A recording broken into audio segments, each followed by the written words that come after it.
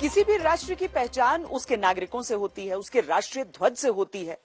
जो राजनीतिक पार्टियां होती हैं उनके अपने ध्वज होते हैं, लेकिन राष्ट्रीय ध्वज का इस्तेमाल अगर राजनीति के लिए होना शुरू हो जाए तो उसके खिलाफ दस्तक देना जरूरी है, और इसीलिए आज की पहली दस्तक उसी राजनीति के खिलाफ।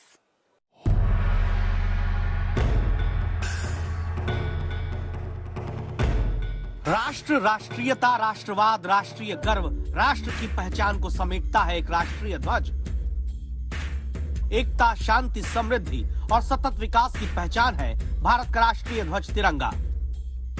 दुनिया में जब भारत के खिलाड़ी जीतते हैं तो राष्ट्र की पहचान के तौर पर राष्ट्रीय ध्वज ही फहराया जाता है। देश के लिए अंतिम सांस तक लड़ते जब जवान शहीद होते हैं, तिरंगे में लिपटकर ही वीर सपूत अंतिम विदाई पाता है।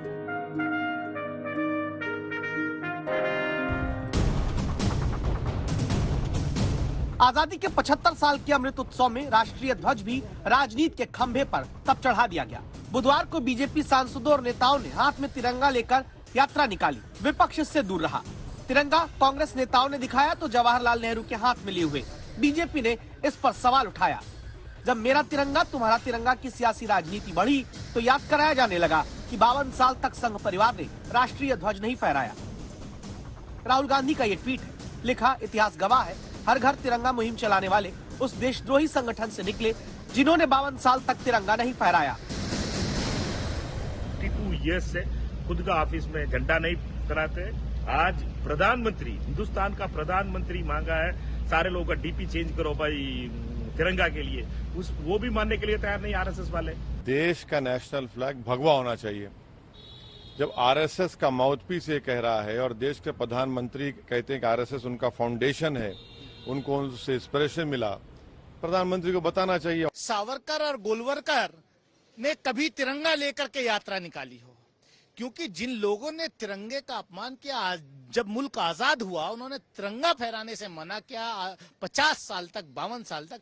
आज वो तिरंगे को लेकर के जो है कह रहे हैं कि हम आपका अपना तो कोई इतिहास है नहीं।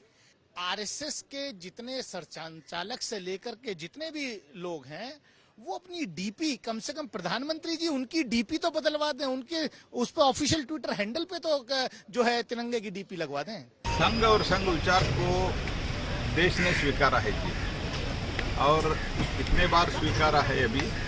इन लोग जो हमें स्वतंत्रता लाए ये सब बोल के इतने दिन पावर में थे, 400 से ज़्यादा सीट जो थे अभी क्या स्थिति में है वो समझने दो, कितने स्टेट में पावर में थे और लोग हमारा विचारधारा स्वीकार किया। इसलिए राहुल गांधी ऐसे तो उनका स्टेटमेंट को ज़्यादा इम्पोर्टेंस देने का ज़रूरत नहीं है, ऐसे मैं मानता हूँ।